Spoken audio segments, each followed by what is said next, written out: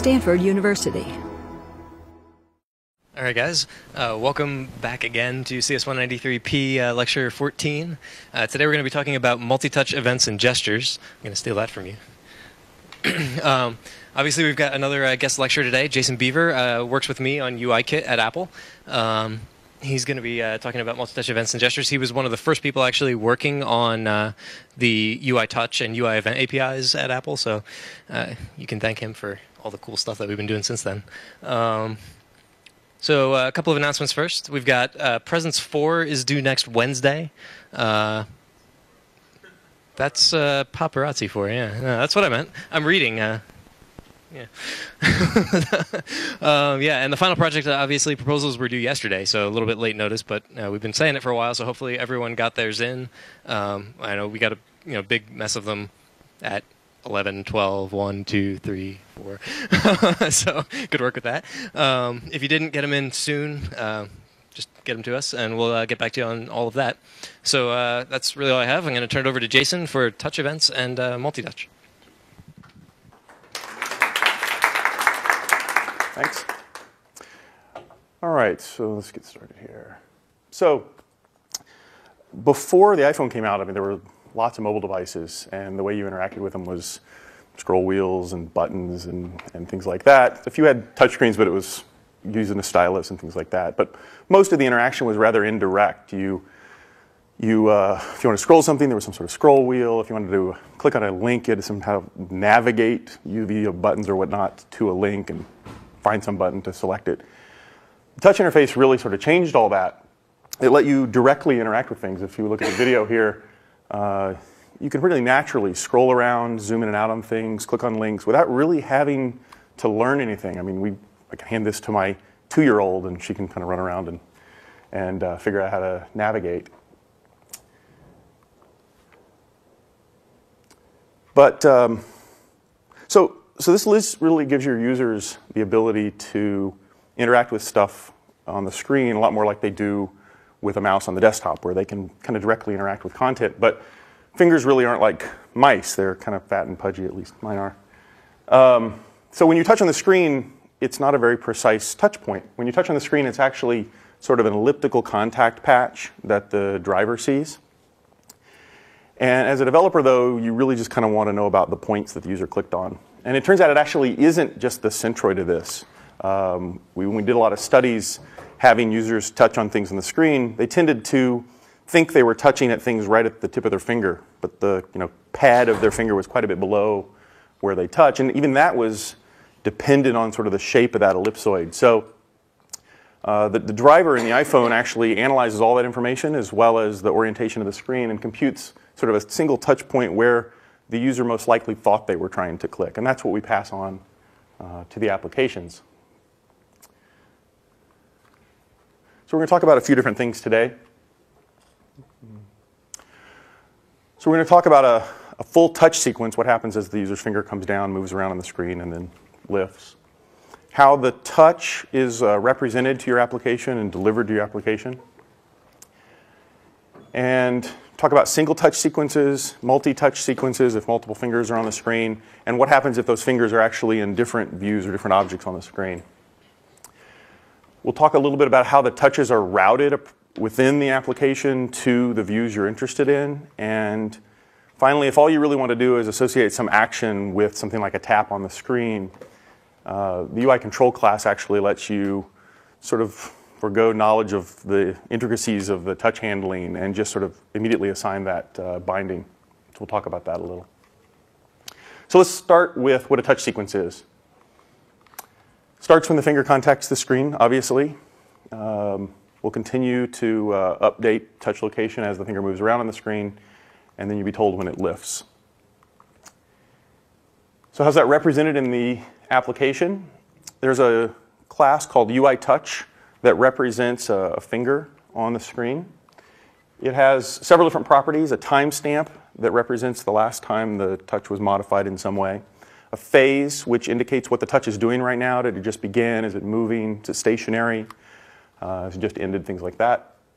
And a tap count. Tap count's kind of special. If the touch is relatively stationary and relatively short duration, such that it sort of looks like a tap, we'll increment this tap count, and subsequent touches in the same general area within a short enough window of time will actually increment that touch. Even though it's a new touch instance, we'll pull data from those previous touches and up this tap count so you can look for double taps pretty easily.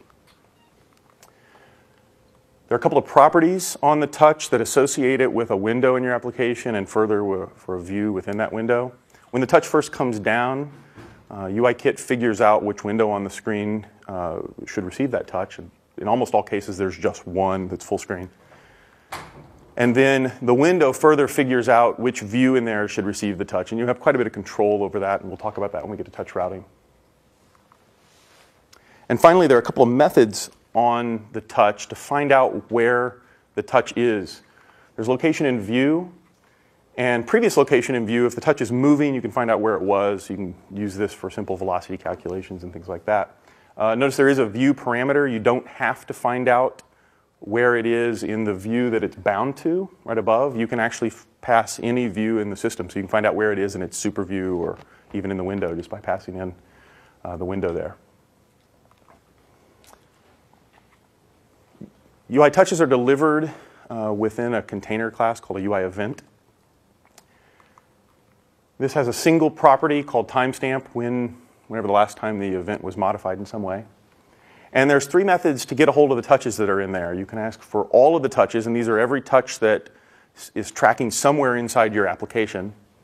Touches for window obviously gives you the ones in your window, and touches for view gives you the ones that are in a particular view. And these are the ones that are specifically bound to that view or window.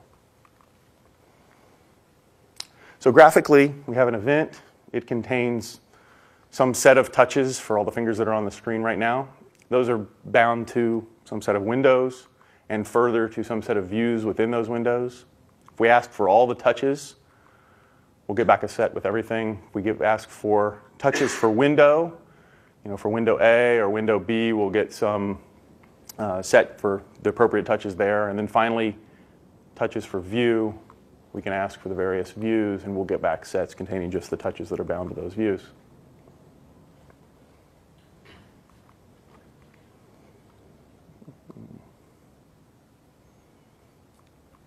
There we go. OK, so let's talk about how your view is actually notified about these touches. Actually, who decides which event object each touch object or touch instance goes to? So the question is, who decides which event object which touch is associated with? There's only one sort of event at any given time, and it has all of the touches that are associated, that are tracking on the screen right now. And that's the event that's delivered. I don't know if you guys have talked about send event at all. There are methods on UI application and UI window just called send event, and they take a UI event. So when anything changes in the system, related to touch tracking, for example, those methods, the application's send event gets called with a UI event. It just has a set of touches. It figures out what windows those touches are bound to and calls send event on those windows. And then from there, we analyze the touches and figure out sort of what's changed. Did a touch just move? We better tell the view the touch moved.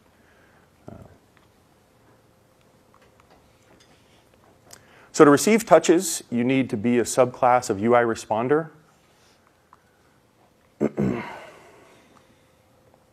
UI responder has 4 methods defined on it for touch handling. Touches began with event.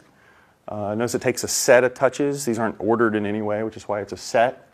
And this will be the set of touches that just began. Touches moved has a similar signature. This is also just the touches that have moved. If there are multiple fingers in the view and only some move, you'll only see those in the set. Touches ended, similarly, the ones that have ended will be in that set. There may still be other fingers tracking in the view you need to be concerned with. And finally, touches canceled. There are several events in the system that can cause touches to get canceled. Things like an alert popping up or an incoming phone call, things like that will actually cancel out all the touches, and the views are expected to clean up after themselves and sort of put state back in something that makes sense for whatever they're doing with the touches. UI responder is a direct subclass of NSObject. And we've got a few direct subclasses of UI responder in the system. Application and view controller, the ones on the outer edge there, can handle touches, though that's typically a little rare. UI View, though, is the primary one, and most of the classes in UIKit are actually subclasses of UI View, which means they can all handle touches.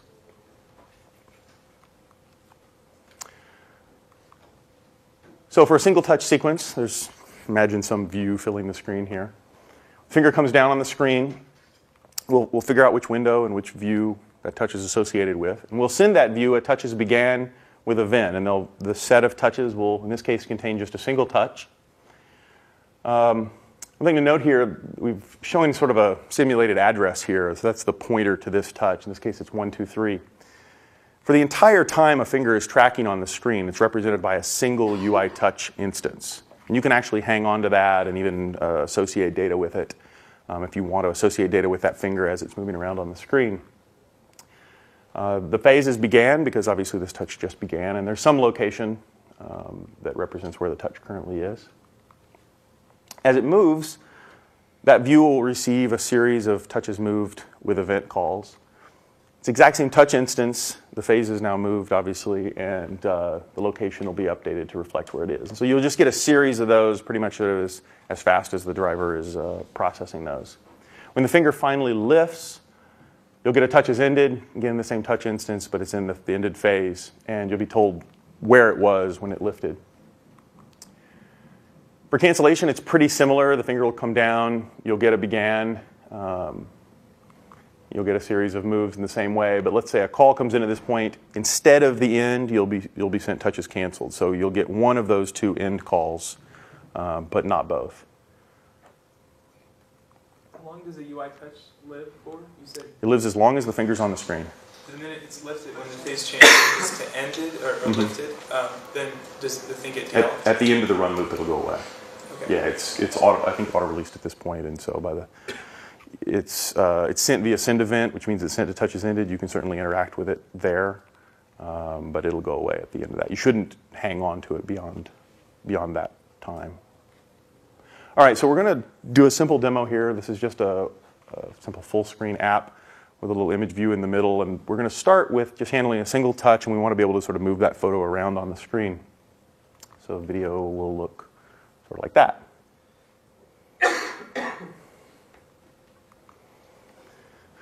I want to say one thing about that last point, actually, is the touch instance will go away as soon as the finger lifts, like Jason said, but if another finger comes down right away, the odds are reasonably good that it's actually going to end up being at the same instant. Like the address of the instance for the next one will be the same because the memory allocator will try and reuse recently deallocated memory.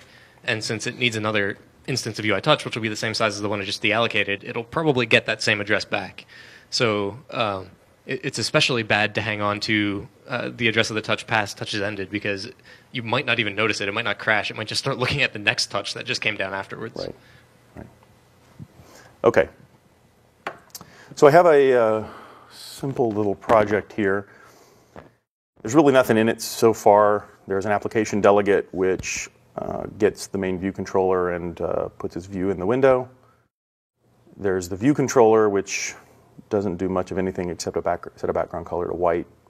And there's this touch image view, which is nothing more than a subclass of UI image view that will handle touches, so we can move it around. At this point, there's actually nothing in it. There's just a simple init with frame and a dealloc. So we want to start actually by creating that image view. So we'll load an image. We have an image that's in our application bundle already called Flowing Rock. Can everybody see that okay? This is just a little bit of math to scale the image down to some size, 200 pixels wide, and keep it at the right aspect ratio. And then create an image view with that frame. We'll go ahead and assign the image view the image and set the center point to, in this case, just be the center of the parent view. And then we'll add this view in as a subview of our view controller's view. And then finally release it. touch image view is that image view that we saw in the middle that was moving around, that had that sort of flowing rocks picture in it. It's just a subclass of UI image view. Let's move on here. So in our touch image view, we need a couple of instance variables.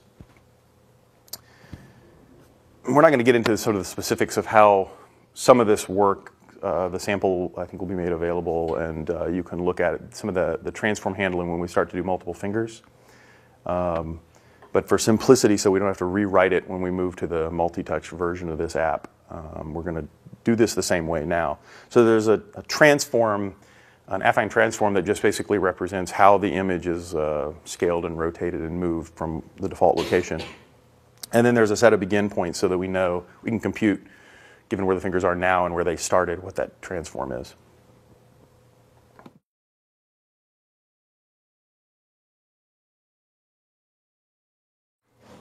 So we want to fill in that original transform with just the identity transform so that it stays where it is when we first create it. And create a dictionary of the original touch points. And then I'm going to do one more thing here, which is set user interaction enabled. I don't know if you guys have talked about this, but there's a flag on UI view that says whether it can receive touches or not. UI image view, by default, has that turned off because you typically don't need to interact with an image in some way. So we want to turn that back on in our subclass so that this view can receive touches. So we'll start with defining the touches began. And in here, all we're going to do is just cache all these begin points. And these are, again, some private methods we're not going to get into. In our moved, we're going to compute this incremental transform, which is basically, again, relative to the starting location of all these touches. And then we're just going to concatenate that with our current transform and set that to be the view's transform. So that'll take care of the moving and whatnot. And then finally, in touches ended, all we need to do is update that original transform so that subsequent touch sequences will treat that as the baseline. So it won't snap back to where it was. It'll continue from there. And then we want to throw away those touches that we cached so that we can recache them next time. And finally, and very importantly, we need to handle touches canceled so that we can clean up after ourselves. And in this case, there's several things you can do. In some cases, you might want to reset things back to the way they were at the beginning of the touch sequence. In this case, we're sort of moving an image around. We probably just want to drop it right where it is. So we want to do the exact same thing touches ended is doing. So in this case, we can just call touches ended. All right, let's run this and see how it looks.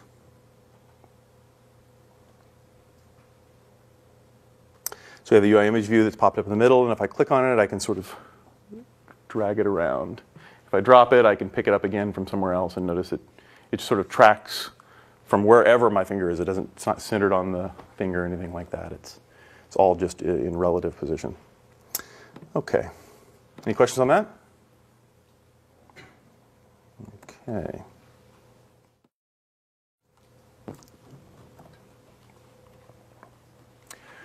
All right, so let's now talk about what happens if there are multiple fingers on the screen. By default, any individual UI view will only be told about the first touch that contacts it. Any subsequent touches will just be sort of dropped by the system. The sort of assumption is that it's complex to deal with multiple touches, and that unless you explicitly tell the system you know how to do that, we don't want to potentially cause problems in the application by delivering a bunch of touches that it can't handle. So if you can handle multiple touches in your view, all you need to do to enable it is set the multiple touch enabled property on the view to yes. And then, now if you have a view here and we've got a couple of fingers, because this is the way everybody uses iPhones.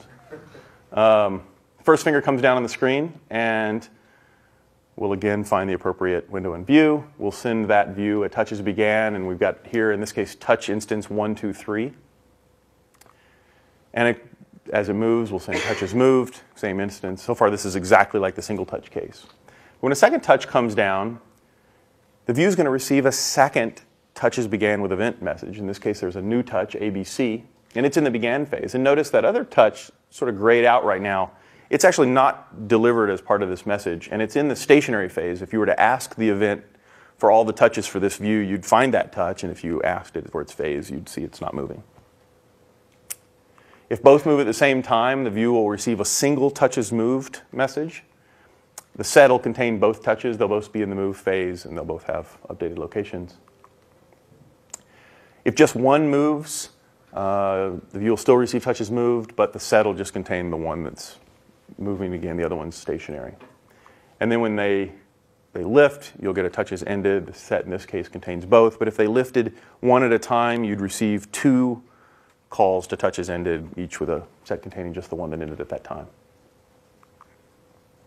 So let's modify this demo now so that our touch image view can process multiple touches. And what we want to do is compute a transform so that we can do things like scale and rotate and also sort of drag around that photo.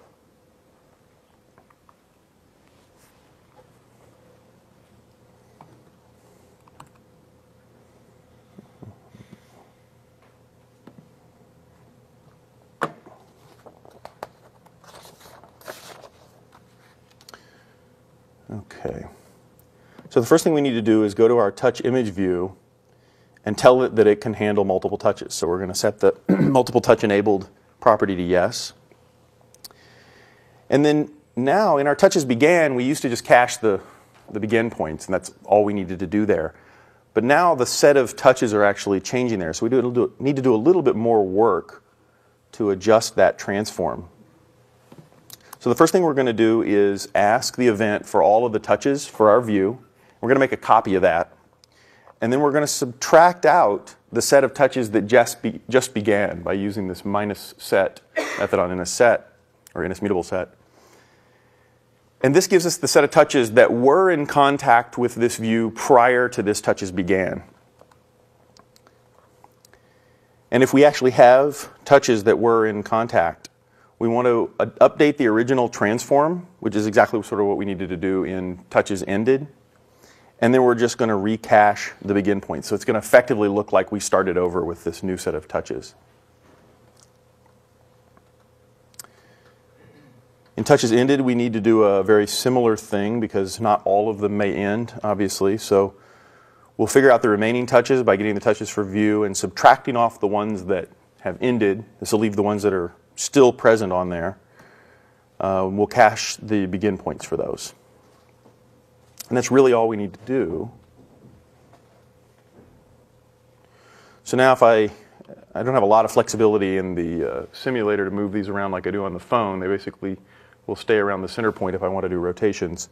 But I can click and you can see I can rotate and scale. If I can also still translate, but I can't do both at the same time in the simulator. Although on the device, obviously, you can. All right, so that is the second demo. Any questions on that? Could you explain what transform with touches does? Let's see. We probably have a little time to jump into that. The question is, can I explain what the transform for touches does? Yeah, let me bring that up. So there are several methods there. There's a method to cache the begin points. Basically, that just runs through and gets the touch begin point out and sticks it in the CF dictionary so that we can use that for subsequent calculations. And there's a corresponding remove touches from cache method. The interesting bit of work is actually in this incremental transform with touches. This takes the source, the baseline transform, if you will, and then given the relative positions of the current fingers and where they started, computes what that new transform is. And basically, it's just solving a series of equations, which I'm not going to be able to describe. Somebody should put some comments in here explaining what these do. But this is, I think you can find this in most graphics textbook, how to do this. There's actually a little comment here about solving this series of matrix equations. So that's all it does, is just computes that new transform. And then we can just directly apply that. So and this is actually available as a a sample on developer.apple.com that anyone can download. You can just drop this little chunk of work. And yeah, it'll be on the class thing too, but if you wanted to get it early, it's up there. So. All right, any questions?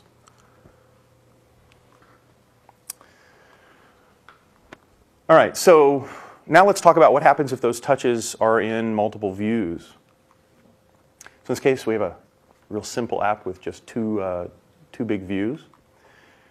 And really, this is going to work exactly like the single touch case, but for each of these two views in isolation. The left view will receive a touch as began, be told about its touch, and as it moves around, it'll receive touches moved. Another finger contacts the second view will receive a touch as began. The first view won't be told anything because the only touches that are associated with that view aren't doing anything. If both move at the same time, each view will receive a separate touches moved with event, and the set of touches will only contain the touch that's associated with that. In fact, if you were to ask the event for the touches associated with that view, you just find the one associated with either view. If you were to ask it for the touches for that window, you'd find out about both, and you could actually even find out that that other touch was in another view, though it's pretty rare to look at that information.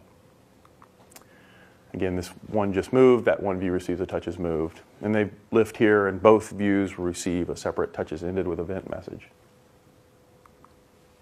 Yeah? What happens when you put your finger in one view and then you move it to another view? So the question is, what happens if you put your finger in one view and move it to another view? Once we have made that binding to a view, that view will receive all updates to that touch from that point forward. So even if you move into another view, the first view will be told about it. The coordinates you will receive will actually be outside that view's bounds. So it's where it would be if the view extended that far. So even that can include even negative bounds if something moves off to the upper left part of a view. So it can be a little complex sometimes to handle touches in multiple views simultaneously. It may not always be valid to do that. So to provide sort of a high-level control. I'm sorry, there's another question. Yeah, back to the previous question. Sure. Is there a way to assign a specific touch or a specific view to a touch? Yeah, we're going to get to that when we talk about touch routing. But yeah, you have full control over how touches get bound, to some degree, I should say. Full control. So to give you some high-level control of how touches get tracked by multiple views, there's a property called exclusive touch. Now, if a finger comes down on a view that's marked with this true, and this is false by default, but if the finger comes down on a view that's marked by this as true, that view will only be told about the touch if there are no other fingers tracking in other views within that window. And conversely, if you put your finger down in a view that's marked no, not exclusive touch, that view will only be told about it if there are not fingers somewhere else in the window that are tracking in an exclusive touch view. Little confusing, but the simple way to think about it is if you mark a view as exclusive touch and it is ever told about a touch, you're guaranteed it's the only view in the window that's processing touches at that point. So if you have, for example, two buttons in your interface and both of them do incompatible things, it would not be valid for the user to click both of them at the same time, you can just mark them exclusive, and we guarantee that the user can't click on both at the same time. However, if you're building something like a game or something like that where you want to be able to move and fire at the same time, you probably don't want to set that to true. So we're going to extend our demo one time further here. We're going to add several image views, and we want to be able to interact with all of them at the same time, or show how we can control or limit the user to only interacting with one at a time. So in this case, I did this video with the simulator, and the simulator doesn't really give you the ability to put more than two fingers down, so I can't really do a demo of what you can really do with this, but you can actually pick up multiple with two fingers each and rotate and scale multiple ones at a time. But you have to have a real device to do that. So let's see what we have to do to interact with this.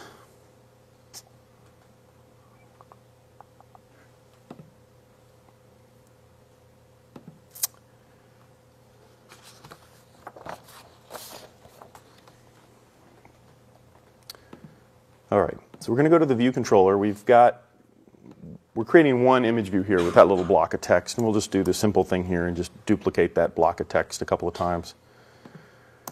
Obviously not ideal or very maintainable, but so we'll just load two different images, a clownfish image and a stones image, and we'll just position them at different starting points. So with just this change, if we run the demo, we'll see multiple images.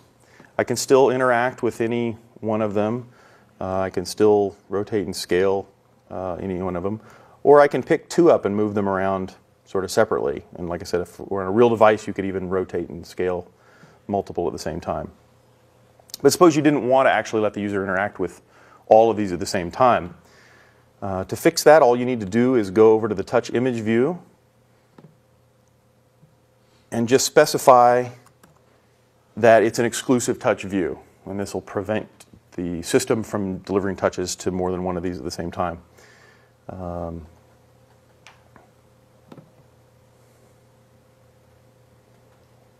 So now I can still interact. I can still put multiple fingers in one view. This doesn't stop multi-touch. It just stops multiple views. Now if I put touches in these two, only one of them is going to get the touch.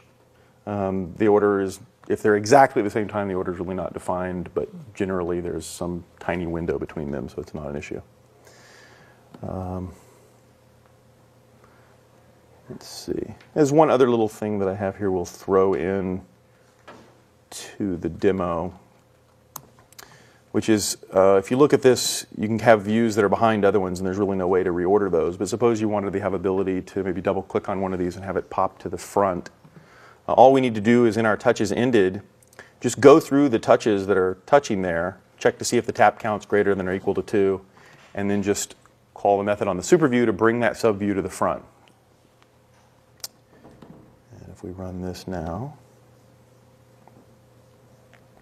so I can scale this, but if I double click on it, it'll bring to the front.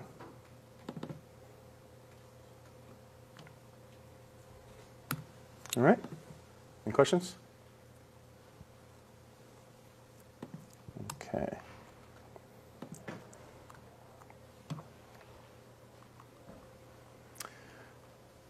Okay, now we're going to get to the point that the question you had about touch routing. How do you control what view gets bound to these touches? So let's first talk a little bit about the responder chain and how touches get delivered to a particular view. Once we have that binding of a view and a window for a touch, and we send that message, touches began or whatnot, to a view, that view may actually not provide an implementation for that. And if it doesn't, the responder chain takes care of trying to find some other object that knows how to handle that. So it'll first try the view's view controller. Remember, the view controller is a subclass of responder, so it can handle touches. If it doesn't provide an implementation or handle those touches, we'll go up the super view list. So basically we'll start with that view super view, we'll check its view controller, and we'll just keep working our way up the view hierarchy trying to find some view that can process these touches. Eventually we'll run out of views and we'll hit the window. So the window gets a shot at handling the touches. And if the window doesn't do it, finally the application gets to do it. This is pretty rare. I don't know that I've ever seen a real app that tries to do it this way, but for consistency's sake, it does actually flow all the way up the responder chain to the application. In most cases, only the root view in the window has a view controller associated with it, so this is more typical of what the responder chain looks like. So, a touch comes down on the screen. The first thing we do is we figure out what window. You don't have actually a lot of control of that. Windows binding to a window is something the system takes care of for you. But inside the window, you actually have quite a bit of control of where that touch gets routed. So in this case, the window is going to look through all of its subviews. Here we just have a single one. And it's going to call a method called hitTestWithEvent on that view. That's going to check a few different properties. It's first going to check user interaction enabled. That's the thing we had to set on the image view to allow it to receive touches. If that's no, we skip that view, which means we skip all of its descendants. We next check to see if the view is hidden. Views can still be in the view hierarchy, but not on screen just by setting the flag to hidden. We don't want to route touches to those views, so if it's hidden, we'll skip it. Also, if the alpha is sufficiently transparent, if you're down to just a few % transparency, so it's virtually gone, we won't route touches to it because the user really can't see it. And finally, we'll call a method called point inside with event. This just determines whether the finger is inside or outside of the view. So in this case, that view will return that it's enabled, it's not hidden, and the point is inside. So it'll do the same thing. It'll start calling hit test with event on all of its children. And this is the default behavior you just get by UI view. And so with this, we'll descend all the way down the view hierarchy until we find the deepest thing that meets all of these criteria. So if there's a button inside a view, inside a table cell, inside a table, whatever, the button's the thing that ends up getting the hit testing or getting bound to the touch.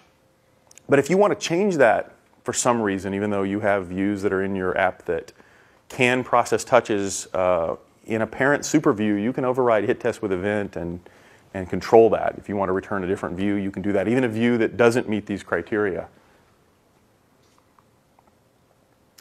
So once we've found that deepest view, we will bind the window and view properties and the touch to that, and those are fixed from that point forward.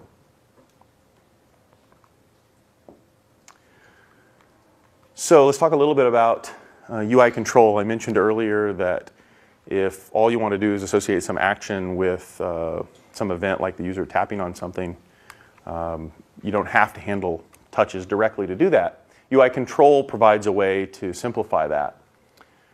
There are a set of events that UI control provides.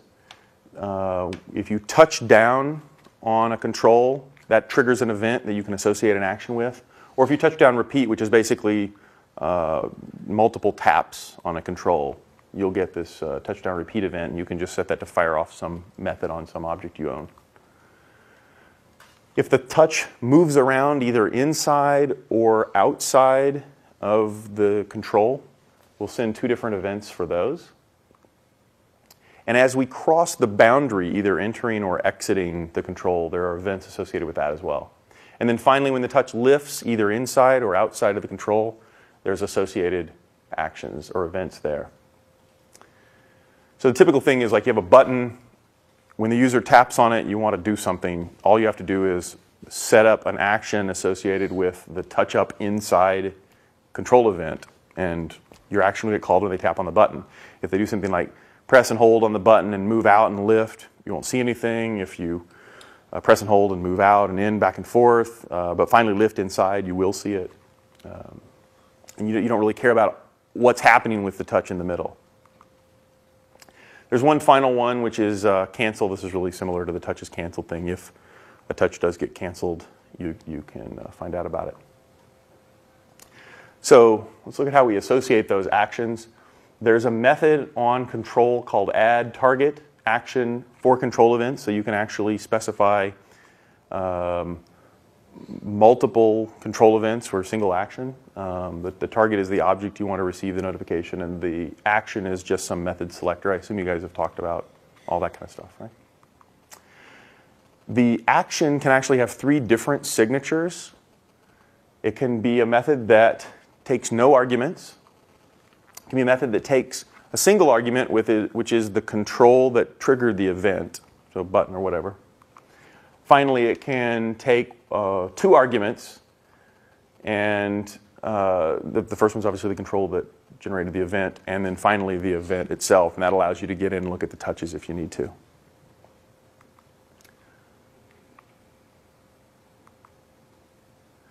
So if you subclass UI control and want to actually look at the touches that are being processed, there's a set of methods to do that. These are somewhat analogous to the touch handling methods. There's begin tracking with touch with event, continue tracking with touch with event, end tracking with touch with event, and finally cancel tracking with event. The main difference here is that there's a touch argument directly passed in because controls don't know how to deal with multiple touches. They're all single touch objects. So you don't have to worry about it being a set of touches. It's just the one touch that's interacting with the control. So we've got a little demo here where we've got a single control, which is a button down at the bottom. And I've associated actions with every one of those events. And when the event fires, you'll see the text associated with that sort of darken for a second and then fade out. So you can sort of see the stream. So let's look at this.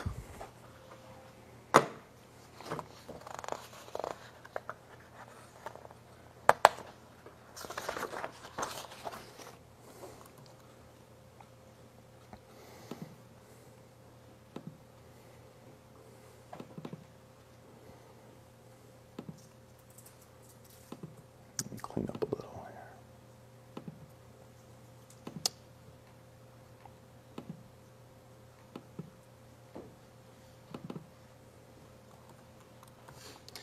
Okay. This is a similarly empty project. There's just an app delegate that doesn't do much, and a little view controller that doesn't do much. So we'll go to the view controller. And we need to add a few instance variables to this. We need to, we're going to be generating all those labels, so we need sort of a temporary rec to manage that with. And then we need pointers to all those labels so that we can cause them to animate their appearance as we receive the appropriate events. And finally, we need that button that we're putting at the bottom that's going to actually be generating all these events.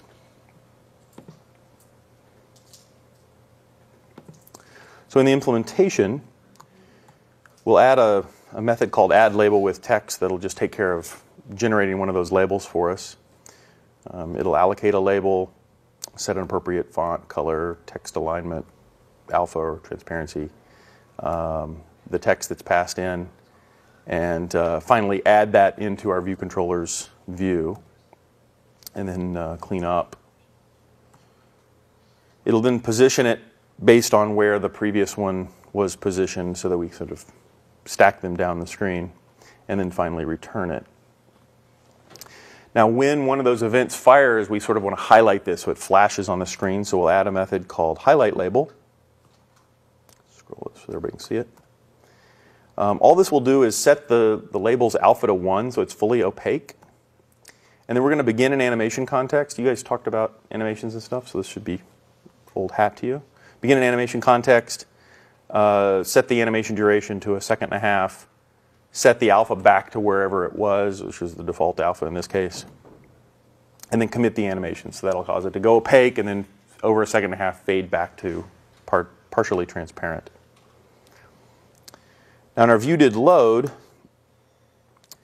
we want to go ahead and set an initial label rect, and then we're going to create all those labels and just assign them to the instance variables that we already created. And then we'll create that button that's going to sit at the bottom.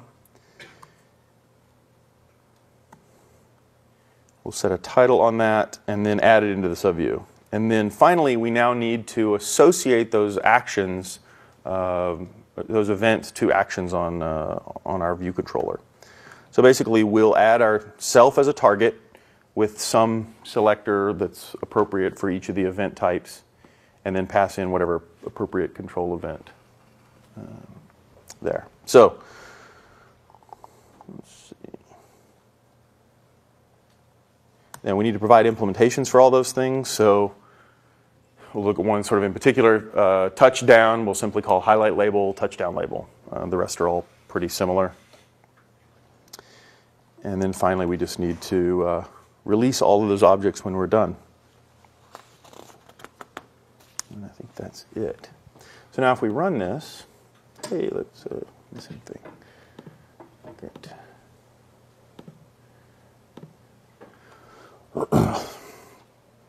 If we run that, we have our control at the bottom.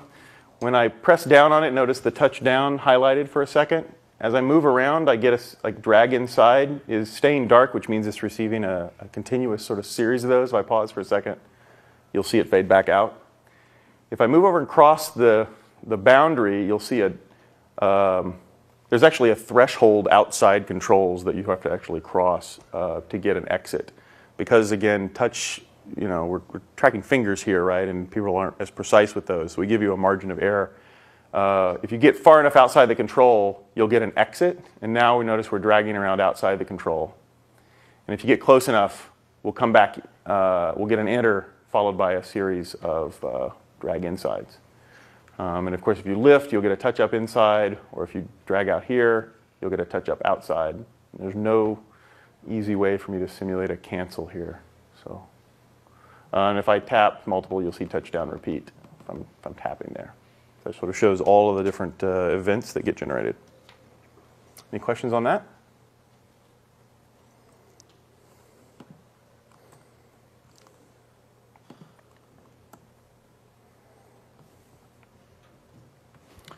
Okay. So there's a couple other sections that I sort of threw in here from our more recent developer conference that were not in the sort of summary. After having used this for a couple of years, we've sort of come up with some best practices and some gotchas, some areas to avoid. So we'll just sort of touch on those briefly. So the view that's returned by that hit test with event method that we talked about really has to handle all the touches. We talked a little bit about the responder chain and how touches, if you don't provide an implementation for these touch handling methods, it'll go up the responder chain looking for some other view. Well, this is potentially bad. If you've got a view that is returned from hit test and it handles touches began, but let's say doesn't handle touches ended, some other view up the responder chain somewhere is going to get a touches ended for a touch that it never saw a touch began for, which may leave that other event or other view in some inconsistent state or even cause a crash. Now, this doesn't mean that whatever class that you provide itself has to provide implementations. But so, for example, if you subclass from something that already provides implementations, you may just get away with overriding the ones you care about. But if you subclass from UI view, it doesn't have implementations for these things, and so you need to provide all 4 of them. So there's the set again that you need to provide. So what does this mean if you're subclassing UI view directly? UI view, like I said, doesn't provide implementations for these. It inherits UI responder's default implementation, which goes up the responder chain trying to find some view that can handle them. So what happens if I have a custom view that's a subclass of UI view and I throw it inside a table view, and let's say all I care about is the touches ended because I'm looking for tap count or something. The touches began and moved will go up the responder chain. The table view will see those. But when the end comes, it'll be delivered to your view because you've provided an implementation for that.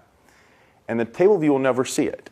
So the table view will think there's some touch that's still on the screen that just isn't. And you'll leave the table view in some inconsistent state. So the rule here basically is if you subclass UI view, you have to implement all of the touch processing methods. And you cannot call super because calling super goes to the UI responder's implementation and goes up the responder chain. And you'll end up with multiple views trying to process that same touch. But let's compare that to another UIKit class like button. Button actually already handles all the touch methods. If you subclass button, you don't actually need to provide implementations for all of these because the view itself actually provides implementations. It's not going to go up the responder chain. So you're free to override one or all of these methods, but the rule is you have to call super in that case. Because if you don't, the button won't see a full event stream. For example, again, if you override the end and don't call it, the button will see the began and moved, won't see the end, and it'll end up in a bad state. So the rule there is if it already provides all those implementations, you can override just one, but you have to call super. Touch forwarding is another tricky area. We found a lot of cases where people were doing things like putting a big semi-transparent view sort of over everything on the screen, catching touches, and then sort of rerouting them where they thought made sense at the time. There's nothing actually inherently wrong with touch forwarding, but there are some rules about when you can use it. Say, for example, you have a big view here, and that big view is going to catch all of the touches. But under certain circumstances, it's going to forward them to views A, B, and C, whether it's in there or not. If you do that, every single one of those views that's involved in this needs to be views that you own. They actually need specifically to be subclasses of UI view, not other UIKit controls. Like you can't subclass button and throw one of those in there. It does not know how to process touches that aren't bound to it. So sort of a special case, hopefully not something you guys will need to know now, but definitely if you find yourself thinking you need to start forwarding touches to other views, stop and think about what you're doing for a second, because that path is rife with error. All right, so there's a few little gotchas. This is a big one we saw really early on. People handling touches began, moved, and ended, but not canceled. And most of the time you don't get touches canceled. And so in all your testing, everything seems to work great. And then the one user who's using your app, when a phone call comes in, leaves your app in some inconsistent state, and it's erratic or crashes. So whenever you handle any touch methods, be sure you handle cancel and think about whatever is appropriate for your application when a touch is canceled.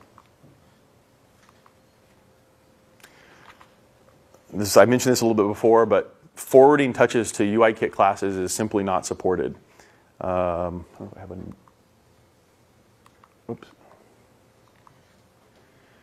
All of the UIKit classes that handle touches from buttons and table views and things like that can only deal with touches that are bound to them. So if touch.view equals the table view, then it's going to receive those touches. If touch.view doesn't equal the table view and it sees one of those touches, we cannot guarantee what will happen. It's not designed to handle that. So again, avoid forwarding touches to UIKit classes.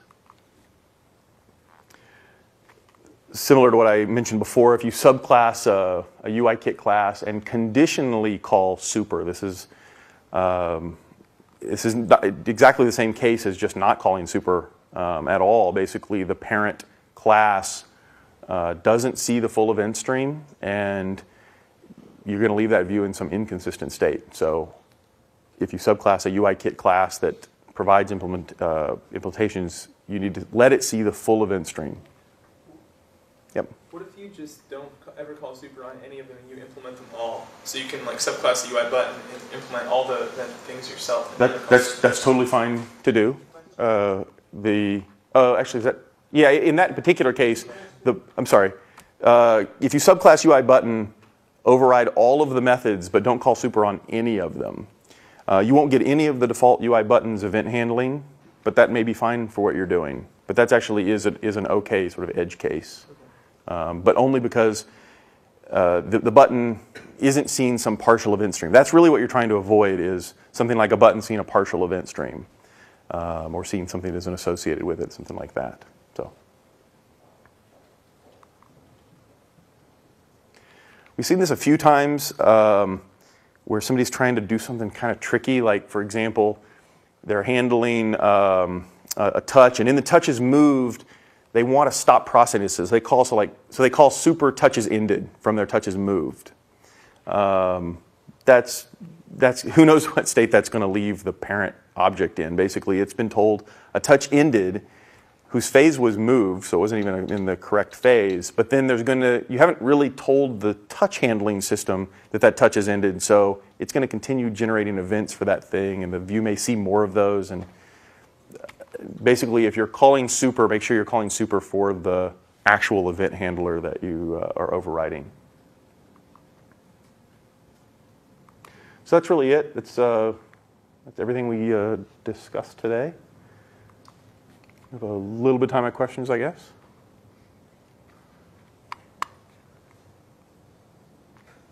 If no questions, oh, we got a couple. What's the maximum number of touches it can handle at once? So the iPhone. Oh, I'm sorry. What is the maximum number of touches that can be handled at any one time? The iPhone has a limit in current shipping operating systems of 5 touches. I don't know if we can talk about anything going forward at all. Okay, so the limit currently is 5. So there was another one back here. I was just curious, how were you making that code appear? How was I making the code appear? Oh, So one of the guys that works in our developer technical support group has a little app called Demo Monkey, which basically VINs a service. You know, you've seen the services menu in the Mac where one app can provide a service to another. And it just VINs a text service that when you hit a hotkey, it takes whatever is currently in the pasteboard, pastes it in, and then takes the next thing in a script and puts it in the pasteboard. So it's, yeah. You know, some over here? Yeah. What about iPad? So how many touches can you have on the iPad? Can we, you're nodding your head? Okay. No, it wasn't talked about publicly, so I can't say. It's a bigger device. You might imagine 5 isn't enough. Like. For more, please visit us at stanford.edu.